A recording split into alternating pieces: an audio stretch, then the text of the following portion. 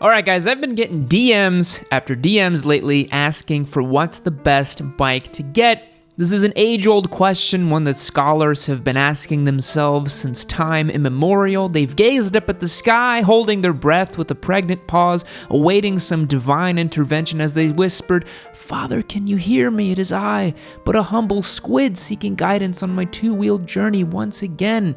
The heavens part, and in their midst, a message appears as clear as day. Emblazoned in the sky, their almighty Rossi wrote, "Get a Turbo Busa, you fucking soft boy."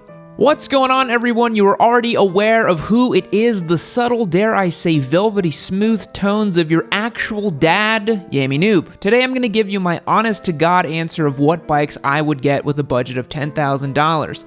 These aren't necessarily beginner motorcycles per se, although some could be used for a beginner, but instead they're just going to be what I consider to be the best of the best for this price and for their respective classes. We're going to be looking at nakeds, sport bikes, adventure, dual sports, and cruisers, so no matter what your flavor, I got you covered. These are bikes I would actually buy, and I've bought a few myself. Another caveat for today's video, all bikes are going to be their brand new MSRP value and what I can find for on the internet. Can you get better deals in real life? Sure. Can you buy a used Turbo Busa for under $10,000?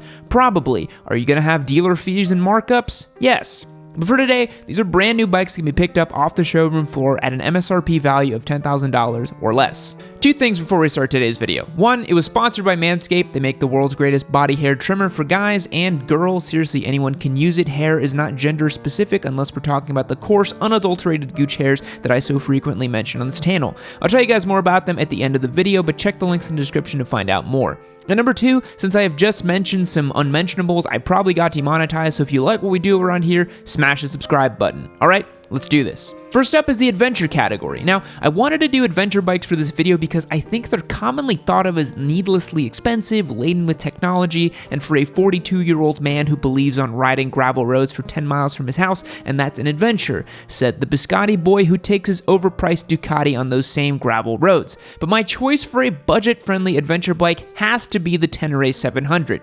The Tenere 700 is an absolute gem of a bike. Have I ridden one? No, they're not available in North America yet, and I'm literally crying about that right now. This is so sad. Can we get 42 quadrillion likes? Please stop the hot tears. What makes the T700 so special? It's the antithesis of commonly held beliefs about what an adventure bike should be. It's a simple, rugged, and best of all, cheap motorcycle. The Yamaha Tenere 700 clocks in at an MSRP of $9,999. So with that $1 of savings, you can mail a letter to your buddy who owns a BMW and tell him to go fuck himself as you yeet your sick new T700 through some single tracks. The Tenere 700 is an update to Yamaha's beloved baby Tenere 660, although gone is the big thumper in favor for the tried and true 687cc cross-plane parallel twin found in Yamaha's MT-07 platform. Yamaha's got an absolute gem of an engine here with the P-twin, and having owned an MT-07 last year that I gave away, they have loads of torque and character. Also, fun fact, I got the chance to ride a Tenere 660 in Israel last year before I understood a lot about adventure riding or off-road riding, but it was a very pleasant ride down the road. The Tenere 700 comes with all the right equipment for long-distance travel, romping off-road, and having fun. It features a standard 2118 wheel setup with knobbies and wire-spoked wheels. It's got huge suspension travel and an awesome ground clearance to tackle whatever you want. Does it have traction control, rider modes, a heated and cooled cup holder? No, no, and no, this is not your dad's ADV.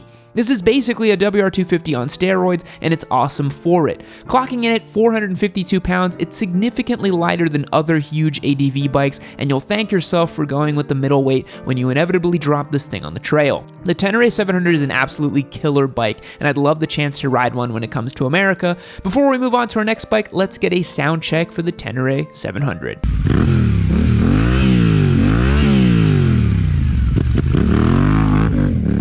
Now let's do a complete 180 and give you my choice for the sport bike option. I'm going to give you a killer sport bike that is track ready, committed, revs out to the moon, and had loads of character and history. Now you might say, here we go, this asshole is going to pick a goddamn 675R again or an R6 because he's such a fanboy, but surprise, both of those bikes are well over $10,000 brand new, and honestly, there's another bike that I'd rather have.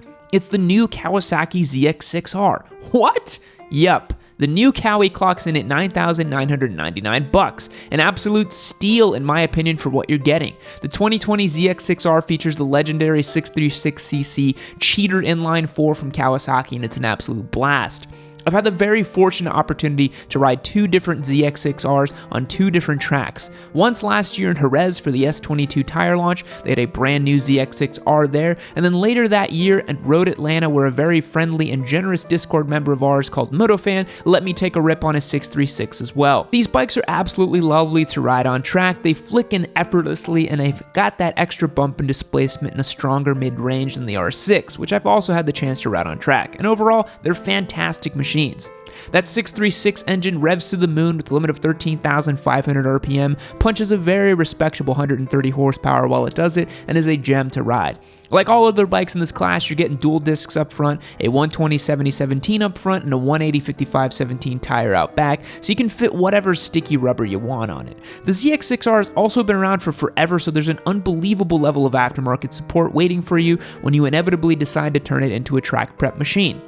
Not only that, you're also getting advanced rider age, traction control, top shelf, suspension components, and more. The new ZX6R was made a little bit softer for street duty, but don't let that fool you. This bike is a true blue sport bike and a weapon when it counts. If you're looking for a bike you can absolutely beat the ever-loving snot out of and still ride it back home, this is the one. The ZX6R is my choice for a no-holds-barred sport bike fun for under $10,000. Let's hear what this little monster sounds like.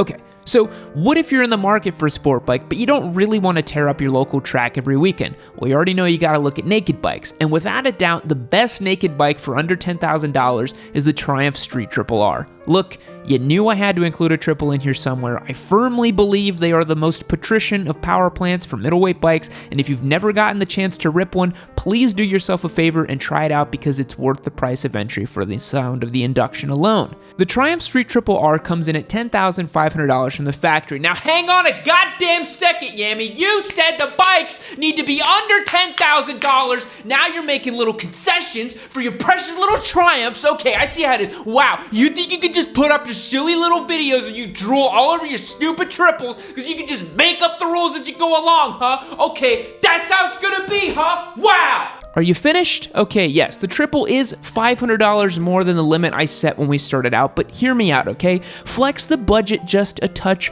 a mere 5%, and you get world-class naked bike vibes. I've ridden nearly all of the middleweight nakeds, and nothing even comes close to what you're getting with the Street Triple R. In fact, I've got one in my garage right now being given away, click the link down below, and for $10,500, you're getting a 765cc triple-cylinder engine that makes gobs of mid-range torque, a stellar top end, and a fit and finish that simply is unmatched from its Japanese counterparts. And you might say, what about the MT-09? That's a triple cylinder sport bike that's $8,999. Why not get that one? Because it just doesn't compare. The Street Triple oozes class, refinement, and subtlety, where the FC-09 is just a brawler with a low-grade LCD screen. The Triumph comes equipped with a 5-inch TFT, rider modes, a gloriously notchy transmission that clicks into gear, and has all the power you could need from a naked bike. The Triumph is my choice for the guy or girl who wants a badass motorcycle that can be proud to own, ride to work, ride up their favorite mountain or canyon road, and hell, even run at the track if they'd like. It's an exceptionally competent machine that excels at nearly all road and track uses, and since I know you're curious, let's take a listen to the sound.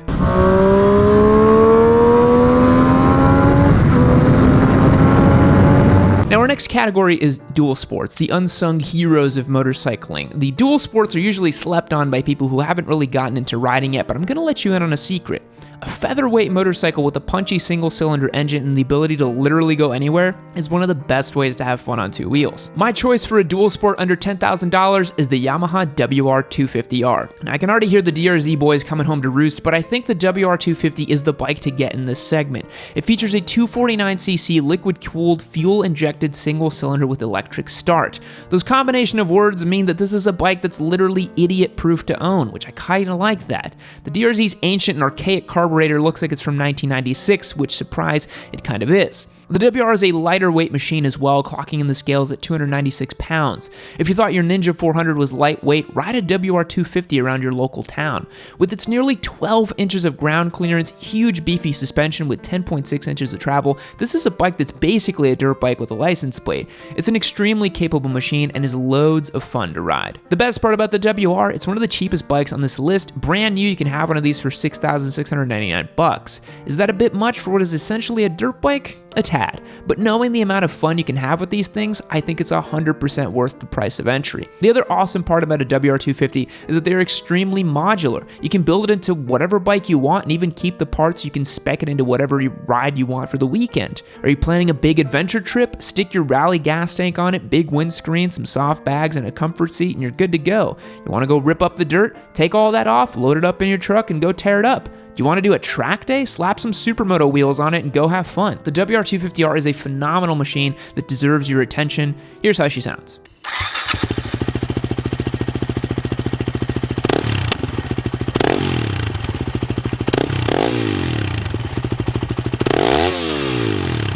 And last for today's video is the Suzuki Boulevard M50, and I didn't want to leave my sweet cruiser boys out. As much as I wanted to pick the Yamaha Bolt, the M50 is the better buy. At $8,699, this is a fantastically affordable cruiser with great looks, modern engine performance, and classic vibes.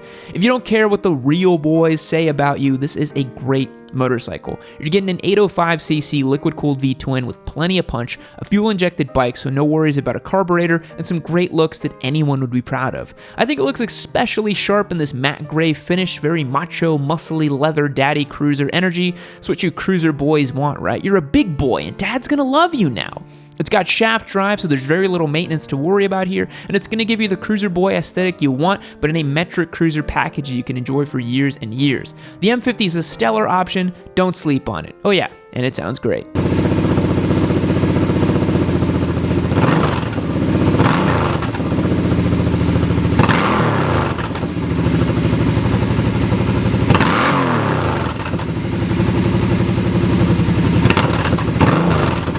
Alright boys, that'll wrap up today's video. Thanks again for watching and tuning in, and thank you to Manscaped for supporting what we do. They make the finest in men's grooming products with a no-nick guarantee. If you nick your sack, you send it back.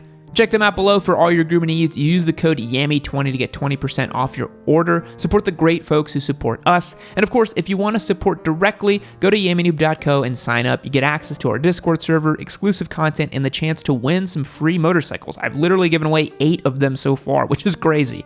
It's also a great way to show your support for the daily content we put out here. Thanks so much for watching. I truly do appreciate it. I'll catch you on the next one. Fact: iguanas are an invasive species in Florida. Up until recently, you didn't need any sort of license to kill them. You could literally just kill as many iguanas as you wanted. Florida's wild, man. Goodbye.